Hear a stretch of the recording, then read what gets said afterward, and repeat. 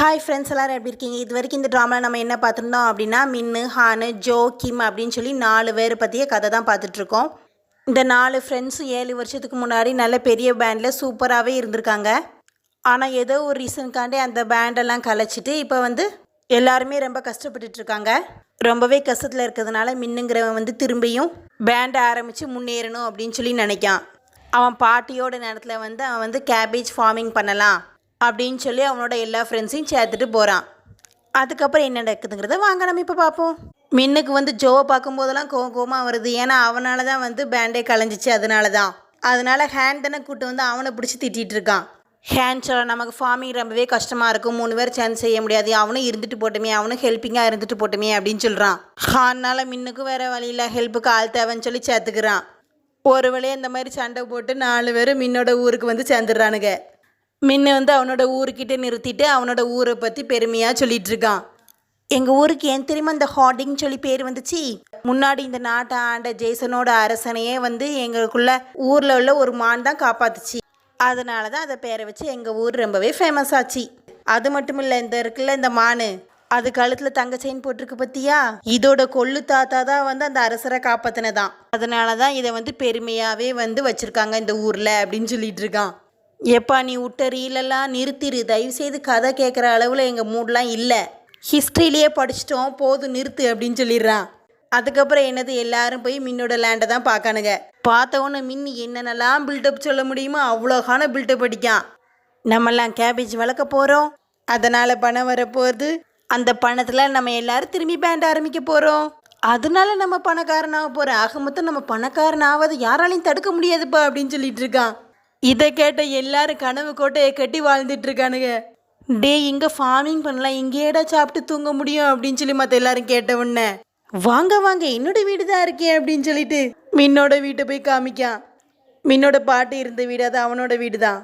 அதை பார்த்தோன்னா பரவாயில்லையே, நல்லா தான் இருக்கே அப்படின்னு சொல்லி எல்லாரும் சொல்லிட்டு இருக்கும்போது மின்னு கால் வைக்க அந்த கால் வச்ச இடம் உடஞ்சி போகுது, கை வைக்க கை வச்ச இடம் உடஞ்சி போகுது. டேய், வெளியில தான் இப்படி இருக்குடா, உள்ளே போய் பாப்பா, அதெல்லாம் நல்லா தான் இருக்கும் அப்படின்னு சொல்லி உள்ளே கூட்டு போகிறான். அங்கே ஒரு பாத்திரம் இருக்குது, அதை பார்த்துட்டே இதில் தான் எல்லாரும் சமைப்பாங்க, நம்மளும் சமைச்சு சாப்பிடுவோன்னே. இன்னொரு பாத்திரம் அங்கே இருக்குது, அதை பார்த்துட்டு டேய் இதில் தான் அரிசி போட்டு வைப்பாங்க தெரியுமா அப்படின்னு சொல்லி திறந்தா உள்ளேருந்து பூச்சி படபடையாக வருது. ஃபர்ஸ்ட் மின்னு மூஞ்சில் படு, அடுத்து எல்லா ஃப்ரெண்ட்ஸும் துரத்திட்டு இருக்காங்க. என்னடா வீடு இது அப்படிங்கானுங்க. இதெல்லாம் விடுங்கடா, வீட்டுக்குள்ளே கொஞ்சம் நல்லா இருக்கும்னு நினைக்கேன், வாங்க உள்ளே போவோம் அப்படின்னு சொல்லி உள்ளே போய் லைட்டை போட்டு பார்க்கான். முன்னாடி ஏதோ உட்காந்துருக்க மாதிரி இருக்கு, என்னடா நமக்கு தான் சரியாக தெரியல போலன்னு சொல்லி கண்ணை கசக்கிட்டு திரும்பி லைட்டை அமுத்திட்டு போடுறான். முன்னாடி ஒரு காட்டுமானு தான் உட்காந்துருக்கா, அதை 4 பேரும் பார்த்துறானுங்க, பதறி அடித்து ஓடிடுறானுங்க வெளியில். டேய், சும்மா தானடா சொன்னேன், இது வீடு இல்லை காட்டு தானே, உள்ள பாரு மானெல்லாம் இருக்குது அப்படின்னு சொல்கிறானுங்க. நானும் வீடு தான் நினச்சேன், என்னடா இப்படி இருக்குது அப்படின்னு சொல்லிட்டு இருக்கும்போது, சரி வீடுடா நம்ம போய் சாப்பிட்லாம் அப்படின்னு சொல்லி எல்லாரும் சாப்பிட போகிறானுங்க. வெளியில் தானே போய் சாப்பிடணும். போகிற வழியில் மின்னோட சின்ன வயசு ஸ்கூல்லாம் இருக்குது. வாங்கடா வாங்கடா, இதான் என் ஸ்கூலு அப்படின்னு சொல்லி சுற்றி காமிச்சிட்டு இருக்கான். அதில் ஒரு பலகை இருக்குது, அதில் மின் பேரும் மின்னோட சின்ன வயசு க்ரஷ் பேரையும் எழுதி வச்சுருக்கான். அதை பார்த்தோன்னா மின்னு அவனோட சின்ன வயசு வாழ்க்கையை பற்றியும் அவளோட க்ரஷை பற்றியும் சொல்லிகிட்டு இருக்கான். என்னோட க்ரஷ் பேர் யூன்ஹி, என்னோட 3 வயசு பெரிய பொண்ணு, எனக்கு அவளை ரொம்பவே பிடிக்கும், அவள் பாட்டில் கிளாஸை கவனிச்சிட்ருப்பான், நான் பாட்டில் அவளை கவனிச்சிட்ருப்பேன் தெரியுமா?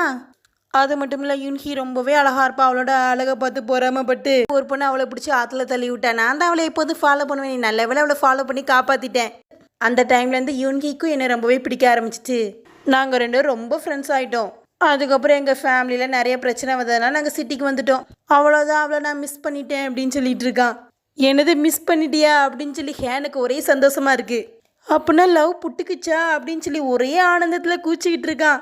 இந்த சைட் பைக்கில் அழகா சிரிச்சிட்டே வராங்களா, இவங்க தான் யூன்ஹி, இவங்க வேறு யாரும் கிடையாது, மின்னோட சின்ன வயசு க்ரஷ்ஷு.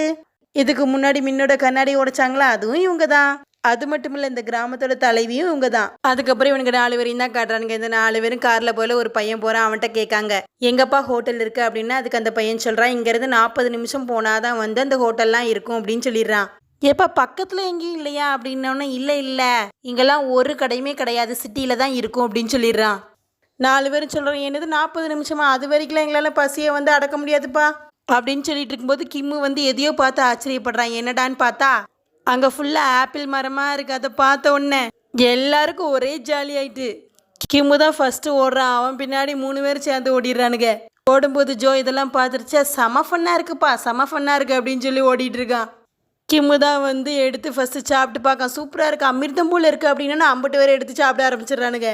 நல்லா இருக்கு, நீ சொன்ன மாரி தான் இருக்குது அப்படின்னு சொல்லிட்டு இருக்கானுங்க. அப்போ அங்கே யாரோ வந்துட்டு இருக்காரு. யாருடான்னு பார்த்தா அவர் தான் இந்த தோட்டத்துக்காரரு. அவர் கையில் மண்வெட்டியோட வந்து நிற்காரு. அவரை பார்த்தோன்னா அந்த 4 பேரும் கையில் உள்ள ஆப்பிள்லாம் கீழே போட்டுட்டு பதறி போய் நிற்கானுங்க. இவனுங்களாம் சொல்ல வரதுக்குள்ளேயும் நாங்கள் பசிச்சிச்சு அப்படின்னு சொல்ல வரதுக்குள்ளேயும் அவர் வந்து மண்வெட்டியில் சாணி எடுத்து எல்லாரும் மூஞ்சிலையும் போட்டுறாரு. அவர் வந்து மண்வெட்டியை வீசில் வந்து மின்னோட கையில் உள்ள ஆப்பிள் 2ஆவே பிளந்துருது. அதை பார்த்தவன அம்புட்டு பேர் எடுத்தானுங்க பாரு ஓட்டம். நிற்கவே இல்லையே. அவர் விடுவாரா, அவருக்குள்ள ஆப்பிள்லாம் போயிருக்கல, அந்த அங்கிளும் விடாமல் துரத்திட்டு இருக்காரு. எப்படியும் அவர்கிட்ட தப்பிச்சு ஒரு சாக்கடைக்குள்ளே போய் ஒளிஞ்சிடறாங்க. என்னடா சாக்கடை, நாற்ற தாங்க முடியலன்னு சொல்லி போய் தண்ணியில் போய் துவைச்சிக்கிட்டு இருக்கானுங்க. ஹேண்ட் சொல்கிறான், நான் தான் போவாதீங்கன்னு சொன்னேன், எவனாவது கேட்டிங்களா அப்படின்னு சொல்லி அலசிட்டு இருக்கும்போது அந்த அங்கிள் எப்படியோ கண்டுபிடிச்சி இங்கே வந்துடுறாரு. திரும்பியும் ஓட்டம்தான். இந்த சைடு ஒரு பூந்தோட்டத்தில் வந்து ஒரு ஃபேமிலியை காட்டுறாங்க. அதில் ஒரு ஆள் இருக்கார். அவரோட தங்கச்சி வந்து நெயில் பாலிஷ்க்கே 50,000 செலவழிச்சிருக்கான். அதை பார்த்து அந்த பொண்ணை திட்டி கிழிச்சிட்டு இருக்காரு. அதுக்கு அந்த பொண்ணு சும்மா உட்காந்துருக்கா. அவள் அம்மாவையும் சேர்த்து கோர்த்து விட்டுட்டு, அண்ணா நீ என்ன நினச்சிட்டு இருக்க, நான் மட்டும் செலவழிச்சிட்டு இருக்கேன்னு நினைக்கியோ, அம்மாவை பாரு, அம்மா மூஞ்ச பார்த்தாலே தெரில உனக்கு, பியூட்டி பார்லரில் எவ்வளோ செலவழிக்காங்கன்னு தெரியுமா அப்படின்னு. என்னது, இப்படியே என் சொத்தை 2 பேர் அழிச்சிருங்க, ஏம்மா ஆல்ரெடி உன்னைய வந்து இவ்வளோ எங்கே இருக்க, நீ வந்து என்னோட பொண்டாட்டியான்னு கேட்காங்க. இன்னும் போச்சுன்னா உன்னோட அப்பாவான்னு கேட்டுருவாங்க. அந்தளவு எனக்கு தான் வயசு ஏறிட்டே போகுது, உனக்கெலாம் வயசு ஏமா ஏற மாட்டேங்குது அப்படின்னு சொல்லி கேட்டுட்டு இருக்கான். இவர் ஒரு முக்கியமான கேரக்டர் தான். இவர் பேரை வந்து நம்ம டியூக்குன்னு வச்சுக்கலாம். டியூக்கு வந்து அவன் தங்கச்சியை பார்த்து சொல்லிட்டு இருக்கான், தயவு செய்து நீ யாரையாவது பார்த்து கல்யாணம் பண்ணிட்டு தயவு செய்து நீ விட்டு போயிறேன் அப்படின்னு சொல்லிட்டு இருக்கான். நீங்கள் வேறு இந்த கிராமத்தில் எல்லாருக்குமே வயசாயிட்டு நான் யாரை பார்த்து கல்யாணம் முடிக்க சொல்கிறேன் அப்படின்னு சொல்லிட்டு இருக்கும்போது இவனுங்க 4 பேர் ஓடி வந்தவனுக்கு இந்த பூந்தோட்டத்துக்குள்ளேயும் வந்துட்டானுங்க. இப்போ தானே எனக்கு மாப்பிள்ளை வேணும்னு கேட்டேன், அதுக்குள்ளேயும் 4 அழகான பசங்களை அனுப்பிட்டியே அப்படின்னு இருக்கான். ஏம்மா நானும் உனக்காண்டி கூட்டு வரல, இவனுக்கு யாருன்னே எனக்கு தெரியல அப்படின்னு சொல்லிட்டு இருக்கான். இவனுக்கு வேறு டவுசரோட வந்திருப்பானுங்கல்ல. அந்த ஆண்டி அந்த பொண்ணு ஒரு மாதிரி பார்த்தவொன்னே இவனுக்கு 4 பேர் ஐயோன்னு சொல்லி பதறி அடித்து மறைச்சிட்டு இருக்கானுங்க. இவனுங்க மறைச்சி கூட முடியல, அதுக்குள்ளேயும் தோட்டக்காரர் துரத்திட்டு வந்துட்டாரு. தோட்டக்காரர் இவங்களை துரத்த இவனுங்க ஓட ஆக மொத்த பூந்தோட்டம் நாசமாயிட்டு. பூந்தோட்டம் நாசமானதுனால டியூக் சும்மா இருப்பார், என்னோட பூந்தோட்டத்தையாட நாசமாக்குறீங்கன்னு சொல்லி இவரும் சேர்ந்து துரத்த ஆரம்பிச்சிடுறாரு. 4 பேர் தான் ஓடுறானுங்க, ஆனால் துரத்துற எண்ணிக்கை தான் கூட்டிகிட்டே போயிட்டுருக்கு. இவனுங்க 4 பேர் ஓட இவனுங்க 2 பேரும் துரத்த ரணகலமாக தான் போயிட்டுருக்கு. அப்போ வந்து மினிட்ட முன்னாடி வந்து இது உன்னோட பாட்டி இடம் அப்படின்னு சொல்லி ஒருத்தர் காமிச்சார்ல, அவர் பேர் வந்து சாமன் வச்சுக்கலாம். அவர் வேற காலையிலே குடிச்சிட்டு மட்டையாகி கிடக்காரு. அதை பார்த்து அவள் அம்மாவும் தாத்தாவும் வருத்தப்பட்டு இருக்காங்க. அம்மா தான் சொல்லுது, டே காலையிலேயே வாடா குடிப்பையா, வாடா உன்னைய கல்யாணம் பண்ணுவா அப்படின்னு சொல்லி அந்த அம்மா வேற வருத்தப்பட்டு இருக்கு. அப்போ இவனுங்க 4 பேர் ஓடி வரும்போது சாமோட ஒயினை வேற கொட்டி விட்டுறானுங்க. அதனால அவர் வேற கோவப்பட்டு அவரும் துரத்த ஆரம்பிச்சிடுறாரு. இவனுங்க 3 பேர் துரத்துறதுனால ரொம்ப வேகமாக போயிட்டு இருக்கும்போது எய்த்தாப்புல யூன்கி வேற வந்துடுறாங்க. ரொம்ப வேகமாக இவனுங்களும் ஓடினதுனால அவங்களும் ஓட்டிட்டு வந்ததுனால வந்து இவனுங்க ஒரு பக்கம் சாக்கடையில், யூன்கி ஒரு பக்கம் சாக்கடையில் பைக்கோடு விழுந்துடுறாங்க. கீழே விழுந்த கோவத்தில் யூன்கி வந்து சொர்ணாக்காவை மாறி கேவலமாக திட்ட ஆரம்பிச்சிடுறாங்க. டேய் முட்டா பசங்களை, அவங்களுக்கு கண் எங்கே இருக்கு அப்படின்னு சொல்லி கேட்டுட்டு இருக்கும்போது சும்மாவே டியூக்கு ஆடுவார். இவனுங்க வந்து சிக்கிட்டானுங்களா விடுவாரா, ஏங்குள்ள பூந்தோட்டத்தை வேற நாசமாக்கிட்டானுங்க, அப்படிப்பட்டவனுங்க இவன் இப்படிப்பட்டவனுங்க அப்படின்னு சொல்லி இவர் வேறு திட்டிகிட்டு இருக்காரு. எல்லாரும் சேர்ந்து இவனுங்களை கேவலகலமாக திட்டிகிட்டு இருக்கும்போது தான் சாமுக்கு வந்து மின்ன பார்த்த மாரி ஞாபகம் வருது. ஏன் நிறுத்துங்க, இது யாரு, நம்மளோட மின்கீலா அப்படின்னு சொல்லிட்டு இருக்கான். என்னது மின்னா அப்படின்னு சொல்லி யூன்கி, நான் யாருன்னு தெரியுதா, நான் தான் யூன்கி அப்படின்னு சொல்லிட்டு இருக்கா. என்னது அந்த அழகு யூன்கியா இந்த சொர்ணாக்கா அப்படின்னு சொல்லி சாக்கில் உறைஞ்சிட்டான். மின்னு தெரிஞ்சவனை ஆனதுனால ஆப்பிள் தோட்டக்காரரு டியூக்கு சாமி எல்லாரையும் நீ தானே தலைவி, நீ ஏதோ பார்த்து பண்ணு அப்படின்னு சொல்லி கிளம்பிடுறானுங்க. யூன்கி தலைவின்னு சொல்லி கேட்டு மின்னு ரொம்பவே சக்கரம், என்னது நீ தலைவியா, சரிப்பா நீ தலைவியா இருந்துட்டு போய் எதுவானாலும் இருந்துட்டு போ, நாங்கள் இங்கே வந்து சும்மாலாம் வரல, கேபேஜ் ஃபார்மிங் பண்ணி நிறைய லாபம் சம்பாதிக்க தான் வந்திருக்கோம், எனக்கு தெரியும் நீ என்னோட ஃப்ரெண்டாச்சு, எனக்கு நீ நல்லா ஹெல்ப் பண்ணுவேன் அப்படி தானே அப்படின்னு சொல்லிட்டு இருக்கான். அப்போ வந்து குட்டி பையன் வந்து யூன்கியை பார்த்து வீட்டில் சாப்பிட கூப்பிட்றாங்க, வாங்க அப்படின்னு சொல்லி கூப்பிடும்போது அந்த பையனை பார்த்தோன்னே மின் கேட்க, யாருமா இந்த குட்டி பையன் அப்படின்ன உடனே இவன் என்னோட பையன்தான் அப்படின்னு சொல்கிறா. என்னது உன் பையனா, அப்படின்னா உனக்கு கல்யாணம் ஆகிட்டா அப்படின்னு சொல்லி கேட்கான். என்னப்பா இப்படி சொல்கிற, கல்யாணம் ஆனதான் பிள்ளை வைக்கணுமா அப்படின்னு சொல்லி யூன்கி வேற சொல்கிறா. இது வேறையா அப்படின்னு சொல்லி மின்னு சொல்லிட்டு இருக்கும்போது யூன்கி சொல்கிறா, நான் ரொம்பவே ஸ்ட்ரிக்டான ஆளுப்பா, உனக்கு கண்டிப்பாக நான் பனிஷ்மெண்ட் கொடுத்தே தீர்வேன் அப்படின்னா சரி நீ தானம்மா குடு நான் ஏற்றுக்கிறேன் அப்படின்னு சொல்லி திமுறா சொல்லிட்டு இருக்கான். யூன்ஹி வீட்டில் எல்லாரும் சாப்பிட உட்காந்துருப்பாங்க. அந்த தோட்டக்காரரை வந்து நம்ம ஆப்பிள் அங்கிள்னே வச்சுக்கலாம். அவரோட பொண்ணு, அதுக்கப்புறம் யூனாவோட அங்கிள் ஆன்ட்டி எல்லாரும் உட்காந்துருக்காங்க. அந்த ஆன்ட்டி தான் சமைச்சிருக்கு போல். அந்த ஆன்ட்டி சமைச்சா யாராலையுமே சாப்பிட முடியாது. அதுக்கு ஒரே ஒரு டிஷ் மட்டும் தான் செய்ய தெரியும் போல். ஆனால் வந்து ட்ரை பண்ணுறேன்னு சொல்லி ட்ரை பண்ணி இவங்க எல்லாத்தையும் சாவடிக்கும். அது தெரிஞ்சும் அந்த ஆப்பிள் அங்கிள் வந்து ஒரு வாய் எடுத்து வைக்காரு. வச்ச உடனே அவருக்கு கொமட்ட ஆரம்பித்து வாமிட் எடுத்த வண்ணமாக இருக்காரு. அதை பார்த்தோன்னே அந்த பொண்ணு இருக்குல்ல, நான் வந்து அப்பாவை சமாதானப்படுத்த போகிறேன் அப்படின்னு சொல்லி ஓடிடுது. உன்னை அங்கிள் நானும் சமாதானப்படுத்த போகிறேன் அப்படின்னு சொல்லி ஒவ்வொருத்தராக கலண்டு சமாதானப்படுத்த ஓடுறானுங்க.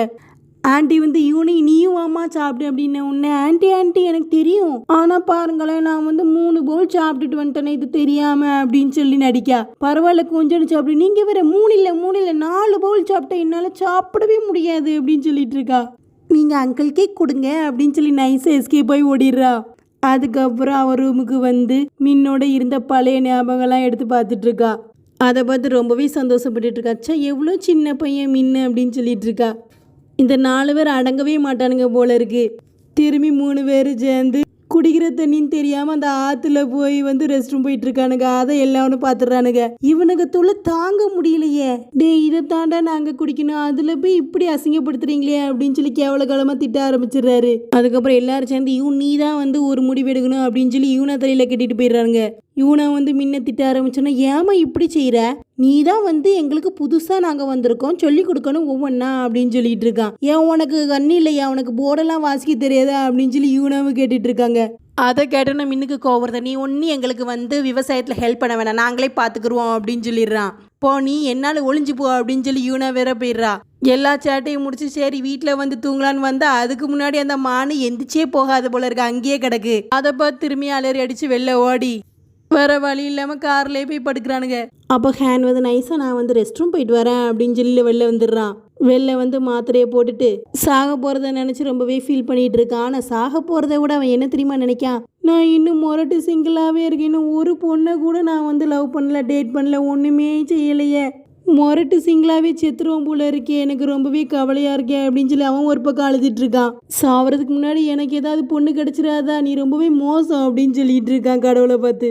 அதுக்கப்புறம் அடுத்த நாள் காலையில் எல்லாரும் சேர்ந்து திரும்ப விவசாய நிலத்துக்கெல்லாம் போய் வேலை செய்ய ஆரம்பிக்கானுங்க. அவங்களால எவ்வளோதான் முடியும், கொஞ்சம் செஞ்சுட்டு மயங்கி விழுந்துறானுங்க. முடியலை அப்படின்னு சொல்லிட்டு இப்படியே செஞ்சால் என்னைக்கிடா நம்ம உயிரே போயிரும் போல இருக்க, என்னடா செய்ய அப்படின்னு சொல்லி யோசிச்சுட்டு இருக்கும்போது டியூக் இருக்காருல அந்த பூந்தோட்டக்காரரு, அவர் வந்து டிராக்டரை ஓட்டிட்டு போயிட்டு இருக்காரு. அதை பார்த்தோன்னு டிராக்டர், இந்த டிராக்டர் மட்டும் அவர் நமக்கு தந்தா ஈஸியாக செஞ்சிடலான்டா.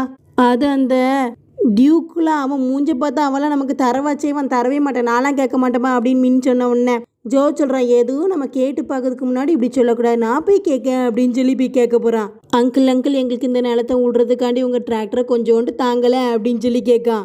நீ இந்த மாரி சிரிச்சிட்டே கேட்டால் நானும் சிரிச்சிட்டே தந்துடுவேன் நினச்சிட்டியா, உங்களுக்கு போய் இருந்திருந்து நான் கொடுப்பேன், போங்கடா நாய்களா அப்படின்ட்டு போயிடுறாரு. இந்த சைடு 2 பேரும் சிரிச்சு பேசுகிற பார்த்தா கிம் கன்ஃபார்மே பண்ணிடுறான். பரவாயில்லப்பா, ஜோக்குள்ள இவ்வளோ திறமையா அந்த அங்கிள்கிட்டே வாங்கிட்டானே அப்படின்னு சொல்லிட்டு இருக்கான்.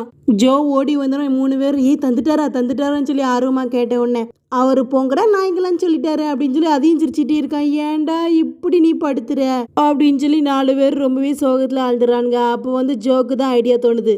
மீனட்ட சொல்கிறா, யூனா எப்படியும் உன் ஃப்ரெண்டு தானடா, அவளை போய் கூட்டு வா, அவள் தான் நமக்கு ஹெல்ப் பண்ணுவா, எப்படியாவது அவளை கூட்டு வா அப்படின்னா, நானும் கூட்டு வர மாட்டேன், நீ நான் என்ன ஆம்பளை இல்லைன்னு நினச்சிக்கிட்டியா, நானும் ஆம்பளை, நானும் போக மாட்டேன் அப்படின்னோடனே சரிப்பா நீ போக வேண்டாம் நாங்கள் போகிறோம் அப்படின்னு சொல்லி உடனடியா ஹானும் கிம்மும் கிளம்பிடுறானுங்க.